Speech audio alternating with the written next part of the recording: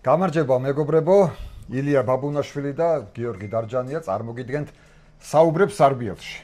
როგორ ხარ ილო? რა ვიცი, ამიჯერ შენ? არა მიშავს. თავარი ამბავი გვაქვს ახლა ამ დღეების, ეს მსოფლიო საკლუბო ჩემპიონატის ფინალი კი არა დასრულდა და მთლიანად შეგვიძლია არა მარტო ფინალი, არამედ მთლიანად შევაფასოთ. რაც აი ზოგადი შეფასება როგორი გექნება შენ? უსიამოვნოდ დამთავრდა ხა პარი სენ-ჟერმენის ასეთ წაგებას ნამდვილად საქართველოში არავინ მიესალმებოდა, ყველას ეწყინა, ყველას გული დაწყდა. არა, მე ვიცნობ ადამიანებს, რომლებსაც არ ეწყინათ ჩელსის გულს შემატკივრობდნენ.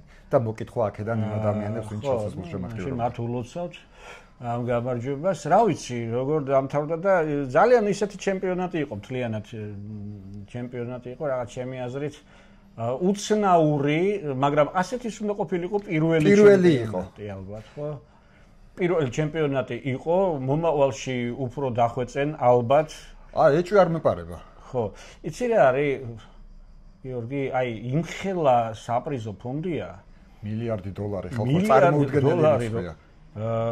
ამ მილიარდი დოლარის ეშხით აუცილებლად კიდე იქნება მცდელობები. აი ამ უმდიდრესი კლუბებისთვისაც კი და ამ უმდიდრესი ფეხბურთელებისთვისაც კი ძალიან დიდი საპრიზო. ძალიან დიდი საპრიზო ფონდია და გამარჯვებულს მიაქვს 125 მილიონი დოლარი. თუ ფუნტი, მგონი ფუნტი. არა, დოლარი ვიცი. დოლარი? დოლარი, ხო, არა. არ არის პრინციპული განსხვავება არ არის ახლა ესეთი, ხო? ნამდვილად დოლარი, იმიტომ რომ იმ დღეს ინგლისურ მედიაშიც წავიკითხე კურსით ნაკლები ეწერა. ხო და 125 მილიონი დოლარი ახლა ერთი აი ოკლენდი რო იყო რაღაცა რო ძალიან რო შერცხვა იმასთან ბაიერთან იმან სადაც 5 მილიონი წაიყო სახში.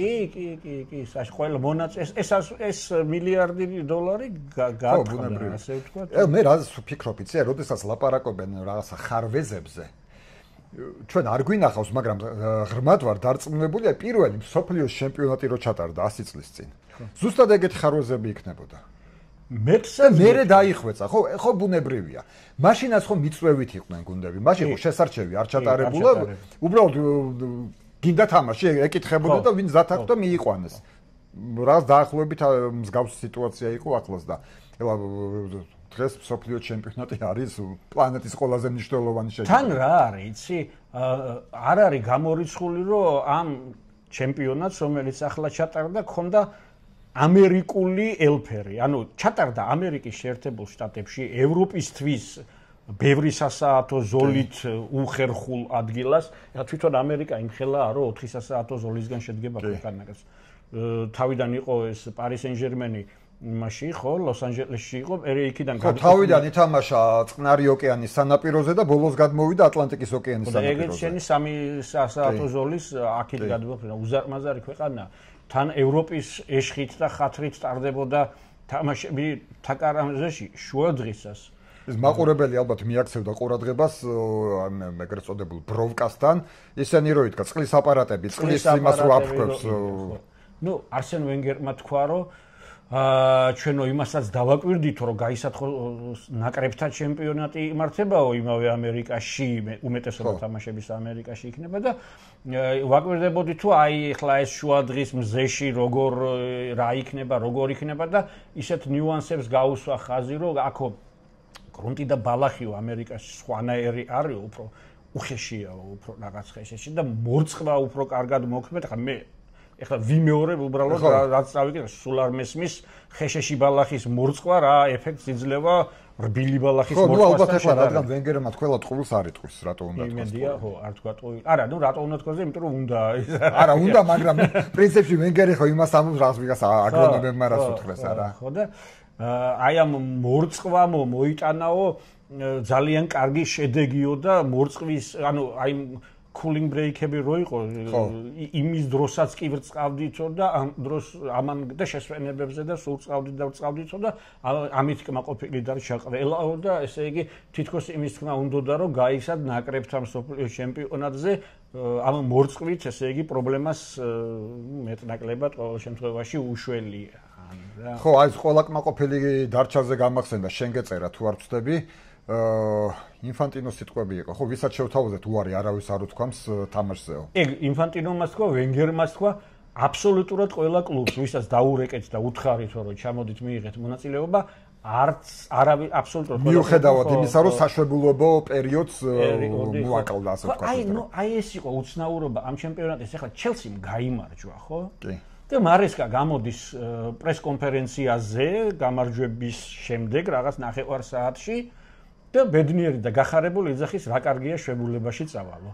ცოტა უცნაური ხო, ნუ როგორც იქნება ანუ დააკნინა ეს ჩემპიონატი ეგრე გამოდის დააკნინა. აი, ახლა მე ცოტა ისე ვთქვი, რა ქვია, გადავაკეთე. ანუ რეალურად თქვა, რომ რასაკვირველია, ძალიან კარგია გამარჯვება, მაგრამ არანაკლებ მიხარია ის, რომ სამკვირიან შვებულებაში მომიწეს. პრინციპში მაინც მგონია, რომ მაინც რას დაკნინება, შეიძლება უნებურად. უნებურად, მაგრამ მაინც გამოვიდა თითქოს რომ დააკნინა. ხო, ახლა მაგათი გადასახედიდან კიდე აი თქვა არესკა კლოპი, ეს მწვრთნელები ვინც არიან, არტეტა იყო, პეპ გვარდიოლა, მაგათგან კიდე სხვანაირად ჩანს. მაგათი ფუნქცია და ამოცანა სხვა რაღაცაა რა.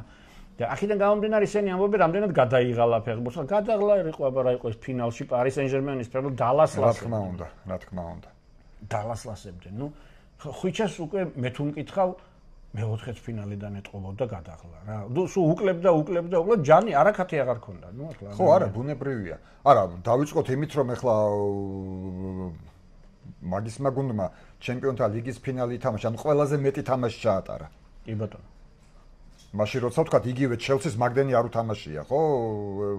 ასე რომ იმას ჩელსი მის აიღო, რა ქვია, კონფერენციის. კონფერენციის თასი აიღო, მაგრამ მაინც ალბათ უფრო მეტი დატვირთვა იმაზე მოდიოდა. არა, თან მან ძალიან მნიშვნელოვანია ემოციური დატვირთვა, მარტო ფიზიკური დატვირთვაც ხო არ არის, ეს ხო კავშირშია ადამიანი. კი, რა თქმა უნდა. ხო, და ეხლა ემოციური და ხა სეზონის მთავარი ამბავი და დღე არის ჩემპიონთა ლიგის ფინალის დღე, ეს იყო 31 მაისს მიუნხენში, ხო, როდესაც პარის სენ-ჟერმენმა მოუგო ინტერს. რა თქმა უნდა. ეს იყო და ეხლა ემოციურად სეზონი დამთავრდა იმ დღეს. ნუ ანუ ამაზეც სამუშაო ექნება FIFA-ს, რომ მომავალში ისე გააკეთოს, რომ მსოფლიო ჩემპიონატების წლებში აი ეს მთავარი დღე იყოს კლუბთა მსოფლიო ჩემპიონატის ფინალი და არა ხო, მაგრამ რანაირად უნდა მოახერხოს. არ ვიცი. ალავერდი მათთან, პრინციპში მილიარდებს ატრიალებენ და რა. ესე იგი, გვაქვს სოფლიო ჩემპიონატი ნამდვილი, გვაქვს ევროპის ჩემპიონატი, გვაქვს სოფლიო საკლუბო და ერთი წელი გრჩება, ერთი წელი, სადაც რაღაცა ალბათ მაგასაც მოიფიქრებენ, რომ შეავსონ. მოიგონონ ახალი რომ რაღაცა მეტი საპრიზო ფონდი, მეტი ფული, მეტი შემოსავალი, ახალი ფარმაცევტული საშუალებები, ვიტამინები, რომელთაც დალევენ ფეხბურთელები და ივნისშიც ირბენენ და კიდე რაღაც წამალი მოიგონონ, რომელსაც დალევენ და სახლი არ მოენატრებათ. ხო, ისე ილო, შენ კიდე ერთი წერილი უნდა გავიხსენო. ერთი ვიღაცა ბობოლა მარკეტინგის კაცის ციტატა ქონდა ნათარგმნი. ჩვენო ნაკლებად გვაინტერესებსო, არსი რა იყო, რომ ნაკლებად გვაინტერესებს, აი რაღაცა, მე და შენ რა მოგხსოვს და რა არ მოგხსოვს, თქვა ტრადიციული გულშემატკივარი ვარი. ჩვენო აქცენტი გვაქვს, თავი მოვაწონოთ მომავალ თაობებსო. გიორგი, რა არის ამაში არალოგიკური? ხა შეიძლება ჩვენ ტრადიციული გულშემატკივრები გავბრაზდეთ, იმიტომ რომ ჩვენი ეპოქა გვირჩევნია რაღაც კოსმიურ მომავალს, სადაც Back to the Future-ის მეორე თუ მესამე იმისი არ იყოს, მანქანები დაფრინავენ. ეს სხვა რაღაცაა რა, ხო? ჩვენი დამოკიდებულება, მაგრამ ნუ მომავალია ახლა ეს. ხო. მოდი არის რაღაცები, რაც გარდაუვალია უბრალოდ რა. არა. დღევანდელი ფეხბურთი მოდი შევადაროთ 100 თუ არა 80 წლის წინამდელ ფეხბურთს. შევადაროთ მოედანს, ბურთს. იმიანი ბურთები რო იყო, რა ქვია, პიპკიანი ბურთები რო იყო, ხო როგორც ხო, ანუ რა. არა, 80 და 100 წელი რადგინდა ეხლა ბურთს და მაპატი, აი ტაქტიკურად აი 30 და 40 წლის წინადები ესპანეთის სოფლიო ჩემპიონატი აიღე. სხვა. აბსოლუტურად სხვა თამაშია. კადრებს ეთყობა, რომ სხვანაირად დარბიან მაშინდელი ფეხბურთელები და ახლანდელი ფეხბურთელები გამომდინარე იმიდან, რომ სხვანაირად ავარჯიშებენ მათ, სხვანაირად კვებენ, სხვანაირად აი ვიტამინებით ამარაგებენ, ნუ ესენი სხვანაირად დარბიან, სხვანაირად ათლეტურია გაცილებით უფრო, ხო? და საერთოდ ეს ფეხბურთის პროგრესი რაზეა? პირდაპირ არის დაკავშირებული ტექნოლოგიის პროგრესთან, ხო? გამოიხანეს ესე იგი რაღაც ახალი მედიკამენტები, რაღაც მეთოდიკა დახვეწეს ვარჯიშის, ადამიანი გახდა ფიზიკურად უფრო გამძლე, შესაბამისად შესაძლებელი გახდა ითამაშო 3-5-2-ით, სადაც ეს ორი კაცი წინ და უკან 100 მეტრის მანძილზე, ასე წინ და უკან დარბის 90 წუთი. ირბენს წინ და უკან. და მაგასაც ვერავითარ შემთხვევაში ვერ გააკეთებდა, ვერც 80-იანი წლების ფეხბურთელი, ვერც 70-იანის, მით უმეტეს 60-იანის, 50-იანის და ასე შემდეგ. და არა მარტო ეგ, ბურთი შეიცვალა ელემენტარულად, ბურთი უფრო სწრაფი გახდა. ხო. პლუს მოედნის საფარი, ახლა რაღაც ისე უფრო სხვანაირად დარბიან, ახლა შენ სხვანაირად დარბიან ამ მოედანზე და არა ვიზუალურად ჩანს, ვინც არ დაკვირვებია, ახლა შართოს და ნახოს ელემენტარულად თვალსაჩინო. ყველაფერი განსხვავებულია. სხვანაირად დარბიან. მოედანი, ბურთი, ფიზიკური გამძლეობა, რაღაც ვიტამინების და რაღაც დანამატების გამო და აქედან გამომდინარე ლოგიკურია ისიც, ალბათ ლოგიკურია, რომ ეს ემატება რაღაცებს. ხო, მსოფლიო ჩემპიონატის თემას გადავუხვიეთ, მაგრამ ნუ ნახლა გულშემატკივარი არ მგონია, რომ უკმაყოფილო დარჩენილიყო. იცი რა არის, ძალიან ბევრი კომენტარი ვნახე მე იმავე Facebook-ში თუ პირდაპირ ესე უშუალო ლაპარაკში ბევრმა ადამიანმა მითხრა, რომ ძალიანაც გავერთეთ თუ რა უნდა გვექნება. რატო არა? ჩელსი ბაიერნით ხო გაერთო ხალხი? რა თქმა უნდა, ბევრი თამაში. იმით რეალით გაერთო, ფინალით გაერთო. ეს მარტო ან პარიზის თამაშები რო ჩამოვთვალოთ. იქ ჩელსის თამაშები, რეალის თამაშები, თუნდაც იმ ბაიერნი ოკლენდის თამაში, აი თუნდაც იქ ბოტაფოგოს თამაშები. ბრაზილიის გულშემატკივარია და რაღაც ეზებს იქნებ პელე გამოჩნდეს ვიღაცა ახალი რაღაც. რა თქმა უნდა, გაერთო. კიდევ ვიმეორებ, ნუ ეს ნაკლი რასაკვირველია, ქონდა და არა ერთი ნაკლი ქონდა რა. ნუ კიდე კაცმა არ იცის ეს რო ჩატარდება, თქვა ევროპაში შეიძლება ბევრი ის ნაკლი რომელიც ახლა ამერიკაში გამოჩნდა იქ მოიხსნას. კი. იმიტომ რომ ამერიკა მაინც ამერიკაა რა, თქვა კადრი რო არის დრონით გადაღებული სტადიონის მიღმა პროსპექტზე თუ ტრასაზე, მანქანები მიდიან, სულ არ იციან რომ იქ მსოფლიო ჩემპიონატის ფინალი ტარდება და ტრამპიზის რა. დადის ეს მანქანები და სადღაც იმაში პორტუგალიაში შეიძლება იგივე კადრი, იგივე დრონიდან რო გადაიღო, მკვდარი იყოს ქალაქი, იმიტომ რომ ყველა ამას იქნება მოჩერებული. აი გერმანიაში ეგრე იყო შაშან ევროპაზე. ცხოვრობდა და სუნთქავდა, ქვეყანა ცხოვრობდა ამ ფეხბურთით. მთლიანად ქვეყანა და ამერიკაში მაგას ბუნებრივია რომ ვერ იგზნებ.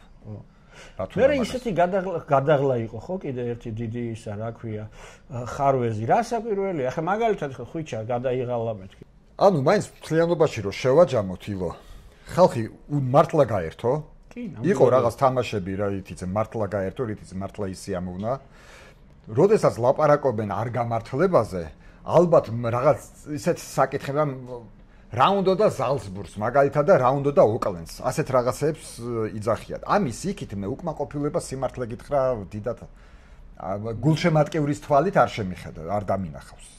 ნუ ეხლა ეგ როგორ არის იცი რა უნდა და გავიგერო კლუბს ისა რაღაცა არ მოწენს რომ რაღაცას მე დეკემბერში ვიღაცას ტრავმა ექნება. ნაკრებთან მსოფლიო ჩემპიონატზე ხო რა უნდა საუდის არაბეთს.